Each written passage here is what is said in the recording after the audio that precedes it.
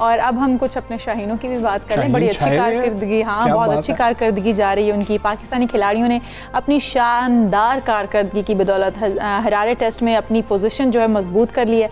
कौमी टीम को इस मैच में फतह हासिल करने के लिए सिर्फ 1 विकेट दरकार है। हाँ जी, तीसरे रोज का जब खेल खत्म हुआ है तो जिम्बाब्वे ने 9 विकेटों के नुकसान पर दूसरे इनिंग्स में 220 रन बना लिए हैं और पाकिस्तान को इनिंग्स की जीत के लिए सिर्फ 1 विकेट दरकार है, जबकि जिम्बाब्वे को इनिंग्स की शिकस्त से बचने के लिए मजीद 158 रन दरकार हैं, जो कि मुझे तो पूरे होते हुए कभी भी नजर नहीं आया। बिल्कुल ऐसा ही है। और कौमी खिलाड़ी नुमान अली की हम बात कर लेते हैं। बाउलिंग में उनकी कारकर्दगी बड़ी बेहतरीन रही। उन्होंने 5 खिलाड़ियों को आउट किया, जबकि शाहीन शाफरीदी ने भी शानदार गेंदबाजी का मुजाहिरा करते हुए 4 विकेटें हासिल। हाँ जी, 1 विकेट रहती है। मेरी तो दुआ है कि जी कि वो विकेट शाहीन को ही मिल जाए जब शाहीन ओवर करने आ रहे होंगे। गलबन पहला ओवर आज शाहीन ही कर रहे होंगे, तो जब वो पहला ओवर कर रहे होंगे उसी में उनको विकेट मिल जाए तो 5 विकेट्स पूरी हो जाएंगी। पाकिस्तानी बल्लेबाजों के बाद बॉलर्स ने जिस तरह की तबाहकुन परफॉर्मेंस दी है ना, क्या कहने। हसन अली ने जिस तरह से 5 विकेटें दोबारा से ली, हसन की भी जितनी तारीफ की जाए वो भी कम है। अच्छा, ताबिश को भी खिलाया गया, पहला मैच खिलाया गया। ताबिश का पहला मैच था, उन्होंने बॉलिंग की। वैसे तो अपने पहले ही ओवर में इंटरनेशनल क्रिकेट के करियर में उन्होंने विकेट ले ली थी, लेकिन उसके बाद उनके लिए मैच इतना अच्छा साबित नहीं हुआ, मजीद विकेट्स नहीं ले सके। तो हम लोग राय ले लेते हैं। हमारे साथ ही सीनियर स्पोर्ट्स अदाकार इरफान ज़हीर मौजूद हैं, उनको वेलकम कहते हैं। Welcome to show. इरफान, कैसे हैं आप? अल्लाह का शुक्र, अल्हम्दुलिल्लाह। फिर जब कल शाहीन खेल रहे थे तो आपकी तबीयत कैसी महसूस कर रहे थे आप? ब्लड प्रेशर तो नहीं ऊपर गया ना? मतलब हम तो बड़े सुकून में थे। हाँ, T20 में ऑब्वियसली काफ़ी फ्लक्चुएट करता रहा, बट टेस्ट मैचेस में काफ़ी पता था कि इसी तरह की चीज़ होगी। बस एक जैसे हमने लास्ट मैच में बात की थी कि काफ़ी अजीब सोच ये थी कि आपको यंगस्टर को चांस देना चाहिए था। आप अगर जिम्बाब्वे जैसी टीम के खिलाफ टेस्ट मैच खेल रहे हो और टेस्ट मैच खेलते हुए इतना स्केर्ड है, तो फिर ये आपका स्टेट ऑफ माइंड उसको डिपिक्ट करता है कि आप किस तरह की अप्रोच रखते हैं। आपने यंगस्टर को चांस नहीं दिया। जैसे मैंने कहा था कि एक ही चेंजिंग एक्सपेक्टेड है, ताबिश की वही हुई।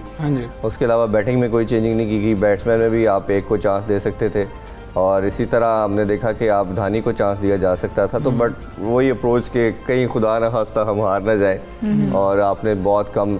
और ऐसा देखा जाए तो बॉलिंग के अंदर हसन अली, जैसे आप बता रहे थे इंट्रो में, बहुत आउटस्टैंडिंग परफॉर्मेंस की और हर मैच में ही वो आउट करते चले जा रहे हैं। बहुत अच्छा हो रहा है बॉल। वैसे एक ऑब्वियसली चीज़ नज़र आ रही है कि उनकी बॉलिंग के अंदर और पूरी टीम, बाकी जो रेस्ट ऑफ द बॉलर्स हैं उनमें बहुत ज़्यादा फर्क नज़र आ रहा है। ठीक है, उनकी बॉल जो जिप और कैरी भी कर रही है, ठीक है, वो हमें बहुत कम नज़र आ रहा है किसी बॉलर के अंदर। इसका मतलब है कि वो अपनी फिटनेस के भी पूरे लेवल पे हैं और उनके अंदर जो एक हम बात करते थे एक्स फैक्टर वाला जनरेटर चल रहा है। अच्छा, जिस तरह की इरफान हमारी परफॉर्मेंस रही है, पहले मैच में भी हमने 1 इनिंग से मैच जीत लिया, दूसरे भी सेम ऐसे ही हुआ, 1 इनिंग से हमने मैच जीत लिया। तो क्या हम ये समझें कि हमारी जो टीम है वो टेस्ट मैच के लिए बेहतरीन टीम है या कुछ तब्दीलियां? ये बिल्कुल नहीं कह सकते हम, बिल्कुल नहीं कह सकते। जैसे हमने कहा कि मिडिल ऑर्डर आपका बहुत अच्छा परफॉर्म कर रहा है टेस्ट के अंदर। बात करें फवाद आलम अच्छा परफॉर्म कर रहा है, बट आपको असद शफीक साथ मत चाहिए।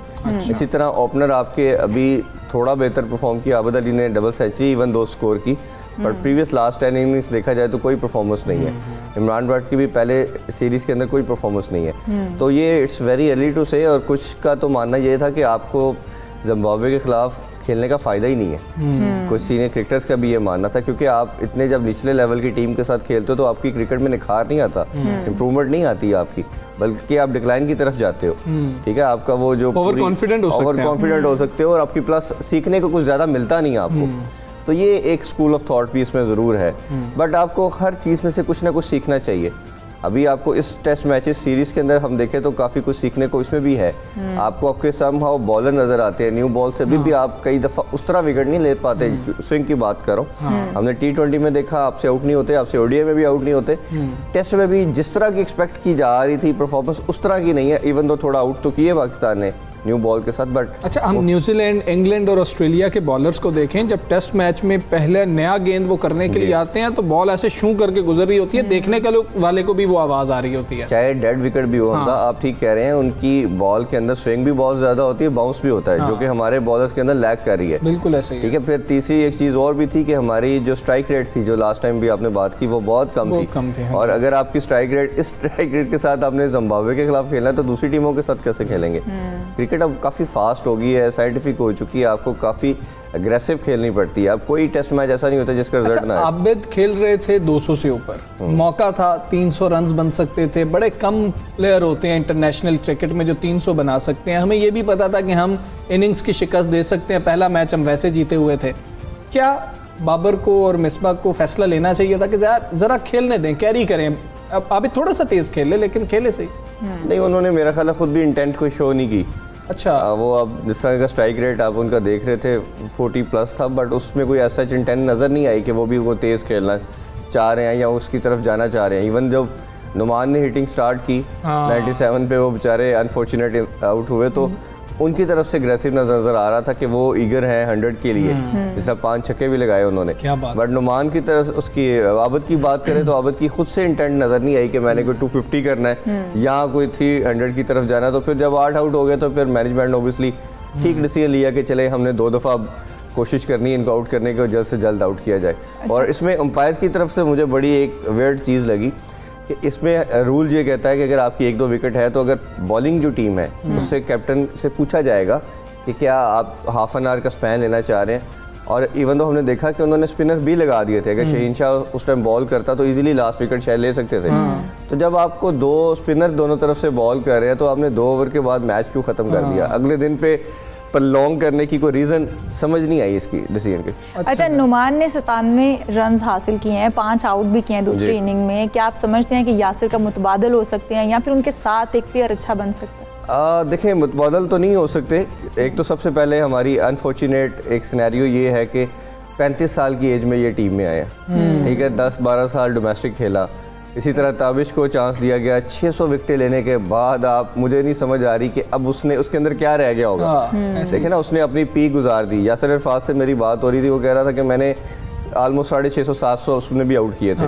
तो उसको जब वो पीक का टाइम था उसमें सिर्फ इंटरनेशनल 6 मैचेस खिलाए गए उसको। फिर वो यासिर अरफात को जब खिलाया गया वो बैटिंग की तरफ ज्यादा करने को थे कि भाई मुझे बैटिंग करवा लो, अब मेरे अंदर हिम्मत नहीं रही बॉल करने की। अब इसी तरह अब मुझे नहीं समझ आ रही कि इस टाइम के ऊपर ताबिश को क्या मतलब आपका खुश करना था, ऑब्जेक्टिव क्या था आपका? टेस्ट कैप तो मिल गई, चले टेस्ट कैप मिल गई, लेकिन मेरा नहीं ख्याल कि आप उसको लॉन्गर कैरी कर सकते। इसी तरह नुमान की बात भी की जाए तो नुमान को इस एज में लाना हार्डली, वो चले वो स्पिनर है, शायद 2 साल या 3 साल शायद मैक्सिमम खेल पाएंगे। हमेशा तमाम दुनिया की क्रिकेट जो है वो यंगस्टर को टैलेंट हंट करके मैक्सिमम 22, 23, 24 की एज तक ले आते हैं और फिर उसको लेके चलते हैं। हमने प्रेसिडेंट एक सेट कर दिया मिसबा की सूरत में कि मिसबा लेट आए थे तो क्या हर प्लेयर को लेट ही लाना है? वो एक एक्सेप्शनल केस बन गया, चले समझ आती है, ठीक है, उनके फिटनेस लेवल था, वो बैट्समैन भी थे, फिट भी ज़्यादा थे, बट मेरा ख्याल है ये अच्छी चीज़ नहीं। हम इंग्लैंड की बात करते हैं, हमने एलेक्स स्टीवर्ट के बाद कोई ऐसा बैट्समैन या कोई प्लेयर इंग्लैंड की तरफ से नहीं देखा जिसने बहुत लंबी क्रिकेट खेली हो। हमने केविन पीटरसन को देखा, क्या जोबन था, रिटायरमेंट ले ली। हमने कुक को देखा, कैसे रिकॉर्ड्स बना सकते थे, रिटायरमेंट ले ली। इंग्लैंड के अंदर बिल्कुल मुख्तलिफ चीज़ है। हमारी पी की 35 के बाद शुरू हो रही है। इससे ज़्यादा बेहतर अगर आपको एग्जांपल देखने पड़ेंगे तो ऑस्ट्रेलिया की मिलेंगी, डेविड हसी, ठीक है, माइकल हसी। वो माइकल हसी की तो बात की जाए, मिस्टर क्रिकेट कहा जाता था, और मेरा ख्याल है 10-12 हज़ार डोमेस्टिक और इंटरनेशनल भी जिस तरह की उनकी एवरेज थी 57-58। मिडिल ऑर्डर में डेविड मार्टिन थे, उनके मार्टिन थे, तो इवन शेन वॉटसन हर तरह की लीग खेल रहे थे और रिटायरमेंट उन्होंने ले ली। माइकल क्लार्क, एग्जैक्टली, क्या कप्तान थे। तो वो ये 2 कंट्रीज़ की अगर हम बात करें तो उनके प्लेयर पीक पे छोड़ते हैं। क्यों छोड़ते हैं? इवन दो अभी उनके अंदर 3-4 साल की क्रिकेट होती है, बट वो यंगस्टर का हक नहीं मारना चाहते जिसने कंट्री को लॉन्गर रन के लिए कम उसमें लेके चलना है। तो ये मेरा ख्याल है हर कंट्री को देखना चाहिए। ख़ासतौर पे हम अपनी बात करें तो आप अगर लड़कों को 34, 35, 32, 33 में जाके चांस दे रहे हैं तो उनको 2-2, 3-3 साल के लिए खिलाने का कोई मकसद नज़र नहीं आता फिर आपको। ऐसे ही। अच्छा, एक प्रेडिक्शन भी तो करें ना, मैं और इशाल इसी पे प्रेडिक्शन के ऊपर बात कर रहे थे कि इरफान से आज प्रेडिक्शन लेते हैं। मैन ऑफ द मैच कौन होने जा रहा है? आबिद अली होने जा रहे हैं या नुमान होने जा रहे हैं? 5 विकेटें हैं, 97 रन हैं, 2 विकेटें पहली इनिंग्स में है और उधर डबल सेंचुरी है। कौन मैन ऑफ द मैच होने जा रहा है? मेरा ख्याल है नुमान थोड़ा सा ज़्यादा डिजर्व करते हैं, अच्छे कैंडिडेट है। 97 भी इस नंबर पे आके करना बहुत बड़ी बात थी, और जिस तरह 7 आउट भी की, माइट भी 8वीं विकेट भी ले ले, तो मेरा ख्याल है नुमान के ज़्यादा चांसेस है कि नुमान ने जिस तरह की परफॉर्मेंस। चलें जी, ठीक है, बहुत शुक्रिया इरफान, आप तशरीफ़ लेके आए। उम्मीद करते हैं इस तरह से इरफान कह रहे हैं कि नुमान अली को जो है मैन ऑफ द मैच दे दिया जाएगा। खैर, पाकिस्तान मैच जीत जाएगा, सीरीज भी जीत जाएगा और हम आपसे इजाज़त चाहेंगे। अगले प्रोग्राम में अगली सुबह फिर हाजिर होंगे एक नए प्रोग्राम के साथ, एक नई सोच के साथ। तब तक के लिए हमें दीजिए इजाज़त। अल्लाह हाफ़िज़।